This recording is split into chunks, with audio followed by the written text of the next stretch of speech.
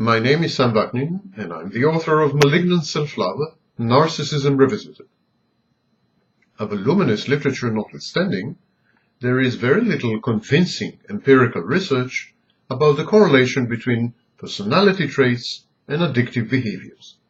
Substance abuse and dependence in the forms of alcoholism or drug addiction, that's only one form of recurrent and self-defeating patterns of misconduct. People are addicted to all kinds of things: gambling, shopping, the internet, reckless, life-endangering pursuits, and more. Adrenaline junkies are all around us and abound. The connection between chronic anxiety, pathological narcissism, depression, obsessive-compulsive traits, and alcoholism and drug abuse, this connection is well documented, well established, and very common in clinical practice. But not all narcissists, compulsives, depressives, and anxious people turn to the bottle or to the needle.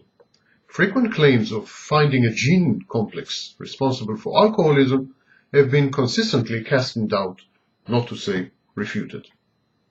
In 1993, Berman and Noble suggested that addictive and reckless behaviors are mere emergent phenomena and may be linked to other, more fundamental traits such as novelty-seeking or risk-taking.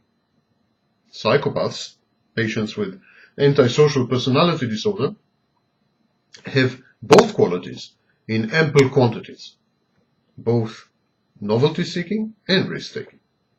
We would expect psychopaths, therefore, to heavily abuse alcohol and drugs. Indeed, as Lewis and Buchholz convincingly demonstrated in 1991, psychopaths do abuse drugs and alcohol in an inordinate proportion.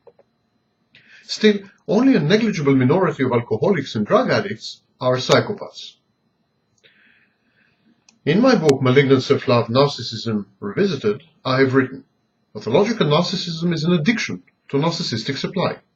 It is the narcissist's drug of choice. It is therefore not surprising that other addictive and reckless behaviors, workaholism, alcoholism, drug abuse, pathological gambling, compulsory shopping, or reckless driving, piggyback on this primary dependence. The narcissist, like all other types of addicts, derives pleasure from these exploits, but they also sustain and enhance his grandiose fantasies as unique, superior, daring, entitled, or chosen. They place him above the laws and pressures of the mundane and away from the humiliating and sobering demands of reality. This kind of behaviors, reckless, addictive, render the narcissist the center of attention, but also place him in splendid isolation from the madding and inferior crowd. Such compulsory and wild pursuits provide a psychological exoskeleton. They are a substitute to quotidian existence. They afford the narcissist with an agenda, with timetables, goals, schedules, and achievements. The narcissist, an adrenaline junkie, feels that he is in control, alert, excited, and vital when he engages in these behaviors, when he pathologically gambles or recklessly drives. He does not regard his condition as dependence. The narcissist firmly believes that he is in charge of his addiction, that he can quit at will and on short notice, which, of course, is not true. In our attempt to decipher the human psyche, in itself a mere construct, not an ontological entity, we have come up with two answers. The first one is that behaviors, moods, emotions, and cognitions are wholly reducible to biochemical reactions and neural pathways in the brain. This medicalization of what it is to be human is inevitably hotly contested and disputed. And the second answer is that behaviors, moods, emotions, and cognitions can be explained and predicted by the introduction of scientific theories based on primary concepts. Psychoanalysis is an early and now widely disregarded and discarded example of such an approach to human affairs. So, the concepts of addiction and pathological narcissism were introduced in order to account for oft-recurring amalgams of behaviors, moods, emotions, and cognitions. Both concepts are organizing, exegetic, explanatory principles with some predictive powers. Both concepts, pathological narcissism and addiction, hark back to Calvinist and Puritan strands of Protestantism, where excess and compulsion, considered to be inner demons, were important topics of conversation. Yet, though clearly umbilically connected, as I've demonstrated elsewhere, addictive behaviors and narcissistic defenses also differ in some critical ways. Consider the following. When addicts engage in addictive behaviors, they seek to change their perception of their environment. As the alcoholic Inspector Morse says, once he had consumed his single malts, the world looks a happier place.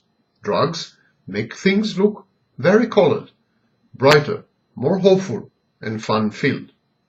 In contrast, the narcissist consumes addictively narcissistic supply, not in order to change his external environment or his perception of his external environment, but in order to change his inner universe. Narcissists care little about the world out there, except as an ensemble of potential and actual sources of narcissistic supply. They don't give a fig about the universe, other people, or the environment. The narcissist's drug of choice, attention, is geared to sustain his grandiose fantasies and senses of omnipotence and omniscience. In other words, his addiction, the narcissist's addiction, is aimed at an internal process. It is aimed at regulating his sense of self-worth by consuming narcissistic supply. Classical addiction to drugs, alcohol, gambling, or other compulsive behaviors. Classical addiction provides the addict with an exoskeleton, an external skeleton, boundaries, rituals, timetables, and order in an otherwise chaotically disintegrating universe. But it's not the same for the narcissist. Admittedly, like the addict's search for gratification, the narcissist's pursuit of narcissistic supply is frenetic and compulsive and ever-present. Yet, unlike the addict's behavior, the narcissist's conduct is not structured, rigid, or ritualistic. On the very contrary, it is flexible, it's very inventive and creative. Narcissism, in other words, is an adaptive behavior, albeit one that has outlived its usefulness. Addiction is merely self-destructive and has no adaptive value or reason or redeeming features. And finally, at heart, all addicts are self-destructive, self-defeating, self-loathing, and even suicidal. In other words, addicts are predominantly masochists. Narcissists, in contrast, are sadists, paranoids. They lapse into masochism only when their narcissistic supply runs hopelessly dry. The narcissist's masochism is aimed at restoring his sense of moral superiority as a self-sacrificial victim, and to prod him into a renewed effort to reassert himself and hunt for new sources of narcissistic supply. The addict's masochism is aimed at the self-destruction of the addict. Thus, while the addict's brand of masochism is nihilistic and suicidal, the narcissist's masochism is about self-preservation and about prodding him into further attempts and efforts to obtain narcissistic supply.